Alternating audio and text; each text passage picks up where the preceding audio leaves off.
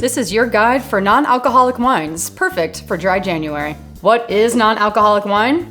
Wine without alcohol. I know, crazy. So why would people drink non-alcoholic wines? For lots of reasons. They're pregnant, religious reasons, they don't want to get hungover, or it's none of your damn business. Alcoholic wine really goes into two distinct categories, de-alcoholized and wine alternatives. De-alcoholized wine is the process of making a wine and then removing the alcohol from the wine. And I want to make this really clear.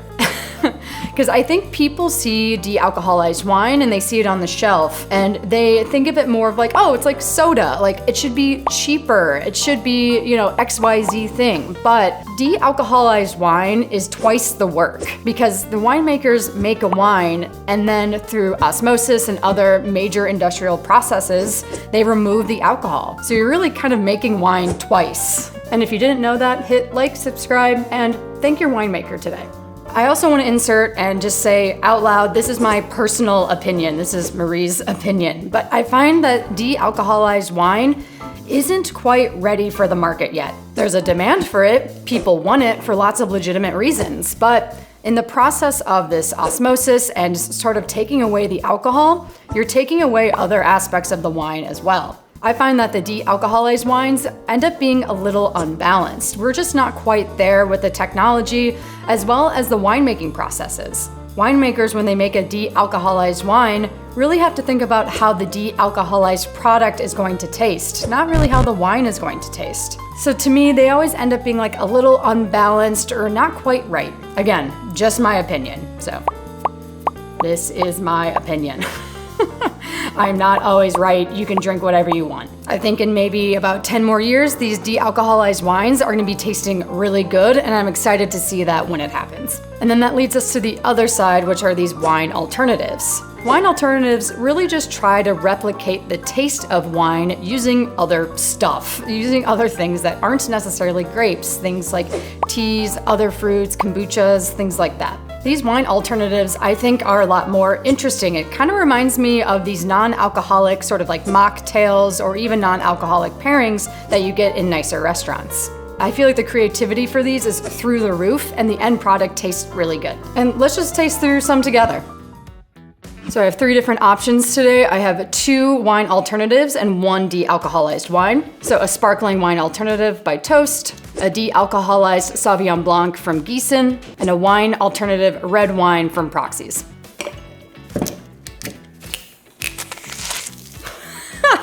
We're keeping that in there.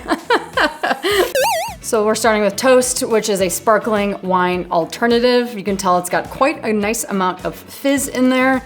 I love that there are sparkling wine alternatives because usually it's for like celebrations, right? And it's kind of lame when you have a bottle of champagne and you pour it for everyone and then someone doesn't get one, right? Or they have sparkling water instead, right? It even just looks great, convincing. It's a really pretty golden color. So they use a blend of white tea and cranberries to really get this flavor and a little bit of ginger. And you can really smell all of that. It almost smells like a little bit of like a yeastier, upscale ginger ale. It smells lovely, totally convincing. Let's taste it.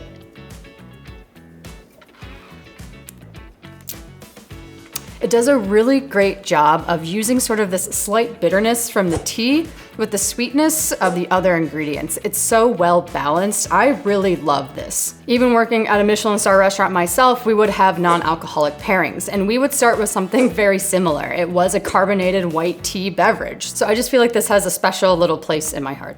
Light, refreshing, really not too sweet, and it really balances each other out with all of the ingredients in there. And the fizz stays for a while. Like, you guys are good. And it's twist off, so you just twist it back on. So you can just twist it back on. It keeps really well. So I really like this one. So this is the Gießen de-alcoholized Sauvignon Blanc. They make wine. They make lots of different kinds of wine, but they really have been focusing on their de-alcoholized products. I really like this one in particular because you can tell that the focus is there to create de-alcoholized wine. Like I mentioned earlier, the process takes away so much, and I just trust a brand a little more when they're obviously making these big efforts to try lots of different kinds of wine and been working on the de-alcoholized factor of it for a while. And it's a twist off. I love that. All right, I mean, really looks like a glass of Sauvignon Blanc, right?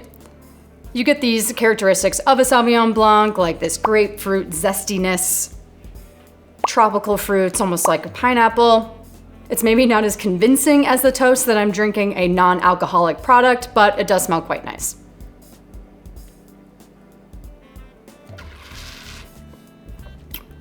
Woo! First thing I noticed, just like I would for an alcoholic New Zealand Sauvignon Blanc, is that acid. I'm having a hard time talking. It really makes my mouth water. It's really got this nice zippy acidity that I do associate with this region, with this grape, and just the alcoholic wine in general. I can tell just with this acid too, it would be very food friendly. Wines with high acid tend to be pretty food friendly, especially with this acidity. You think about squeezing a lemon onto something, that's what this wine would go with. So sort of like think fish or vegetables. If you can't find this Gießen, Leitz out of Germany also does a really fabulous job with de-alcoholized wine. And then finally we have Proxies, which is a red wine alternative. Kind of the new kids on the block, they use a lot of culinary collaborations with famous chefs. Unlike the sparkling wine alternative, which was really just 3 ingredients, this has a lot more to add to that complexity. I see things like cherry, Colombian coffee, cacao nibs, and then even using Cabernet Sauvignon grapes. So using the grapes, but not going through the fermentation process to make it alcoholic. So I think what they do is very interesting. Since we're here, let's do a quick 101 on how to open a wine with a wax top. It's really easy. You're just gonna pretend like it's not there. So use your corkscrew. You're just gonna go right through it. You don't need to peel it off or anything. And you're just gonna go for it. Boom. And then sometimes you'll have a little wax crumble on top. Just use your hand. It'll come off pretty easily. Depending on the quality of the wax, this is a nice quality wax. It kind of comes off easily in one piece. Others are crumbly, so just keep that in mind and make sure you don't get any in the wine. Look at that, really looks like red wine, looks like a Pinot Noir. I think very convincing in the glass. It's a little cloudy, but I wouldn't think twice of it if I saw this in someone's glass. I would think it's wine. Wow, woo! A lot of aroma in this wine. I think about all the things that they've put in here. There's a lot going on. This wine is bold, it's intense. Even just before drinking it, I would maybe recommend this to someone who likes maybe bigger, bolder reds, things like Cabernet Sauvignon. With Proxies in particular, they really try to focus on what the wine kind of feels like in your mouth, and we call that texture. This wine is like viscous, thick, really big bodied. I don't think this wine is necessarily for everyone like I do with the other 2 wines, but if you know you kind of like these bigger, bolder, broad-shouldered styled wines, I think this is a good way to go. You taste these sort of fruity cherry aspects. Some of it does kind of taste like Concord grape juice as well, but there's also this underlying saltiness, which either you might love or you might not love. Again, I think this is balanced and thoughtful, but maybe not for everyone. And finally, let's think about how you'd want to pair food with these non-alcoholic wines. My general rule of thumb is that you're gonna wanna match the wine with what it's trying to pretend to be. So this is a wine alternative made in sparkling style. It's trying to mimic these sparkling wines like champagne. So I wouldn't focus so much on the flavors of being like, oh, this is white tea and ginger and I should match with that. You can think of it like that, but I think it's much better just to think of it from a sparkling perspective. I have a whole nother video on food and wine pairings if you're interested on mastering that. But for a wine like this, fried food is always your friend. French fries or even like fried chicken, this would be a great way to go. Think about that for the de-alcoholized white wine as well. We said fish and vegetables earlier. And then for the red wine alternative, go easy. Go just a piece of steak or a piece of pork, something nice that would go with a red wine. I hope this helped you sort of demystify what non-alcoholic wine is, the differences between them, how to pair them with food, and you can enjoy these even if you drink. I just think it's a nice break from the action. Maybe I will partake in Dry January this month, but I probably won't.